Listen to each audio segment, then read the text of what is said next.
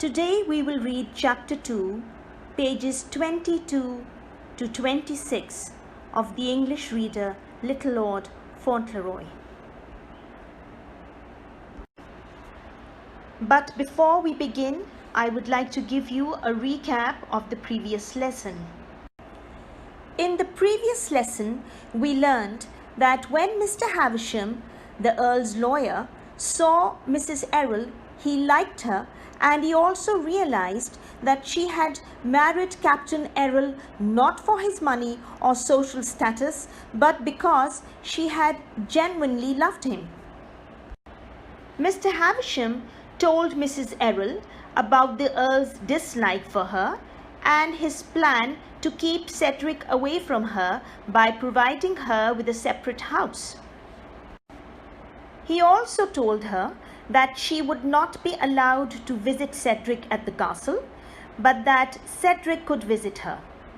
She was upset to hear all this in the beginning, but then accepted it because she knew that her late husband would have wanted it this way.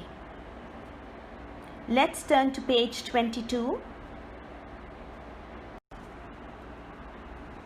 When Cedric arrived back home, he went into the parlour to talk to Mr. Havisham. Mrs. Errol left them alone.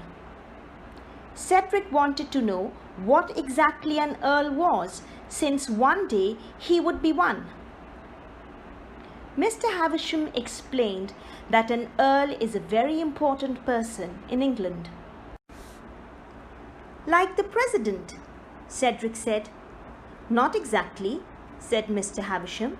An earl is often of very ancient lineage. What's that?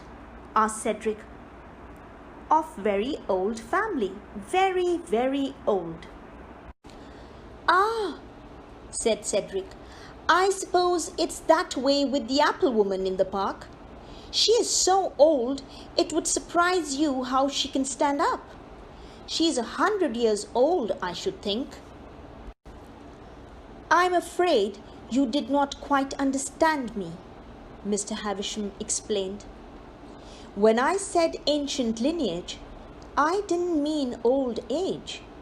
I meant that the name of the family has been known in the world for a long time. The first Earl of Dorincourt was made an earl 400 years ago.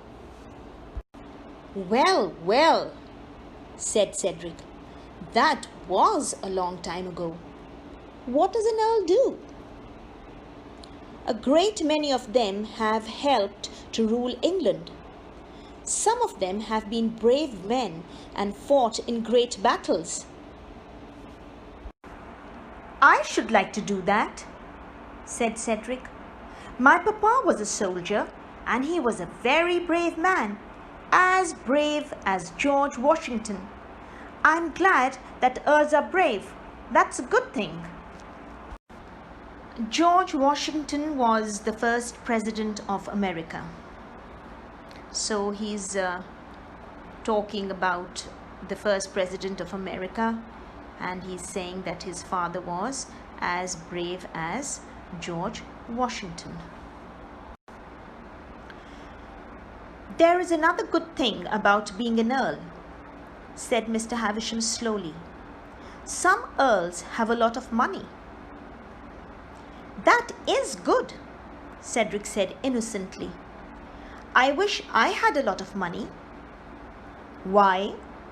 Asked Mr. Havisham. Now, Mr. Havisham was trying to find out what kind of a child Cedric was, whether he had values or was he just interested in the money for himself.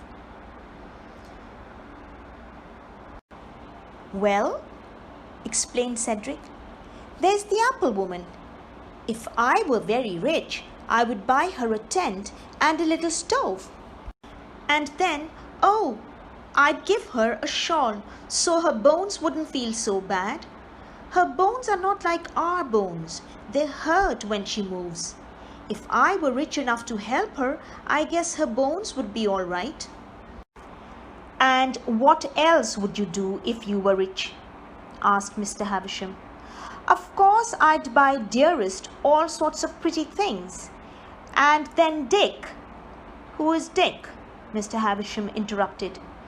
Dick is one of the nicest shoeshine boys you ever knew. He's about 12 years old, I think. He works on the corner. Once when I was very little, I was out with Dearest and she bought me a ball. The ball bounced into the street where the carriages and horses were. I began to cry. I was very little. Then Dick stopped shining a man's shoes and ran in between the horses and caught the ball for me. Ever since, we stopped to talk to him when we pass by. And what would you do for Dick? Asked Mr. Havisham, trying not to smile. Mr. Havisham was trying to hide his smile because he found Cedric and his talk to be very amusing, very entertaining. I would help him buy out the shoeshine business, of course. Dick has the worst partner. His name's Jake. Jake cheats. He makes Dick look bad. If I were rich, I would make Dick the boss. Is there anything you would get for yourself if you were rich? Asked Mr. Havisham. Lots of things, Cedric said quickly. But first, I would give Mary some money for Bridget. That's her sister. Bridget has 12 children, and her husband Michael is out of work, and I think Mr. Hobbs would like a good watch.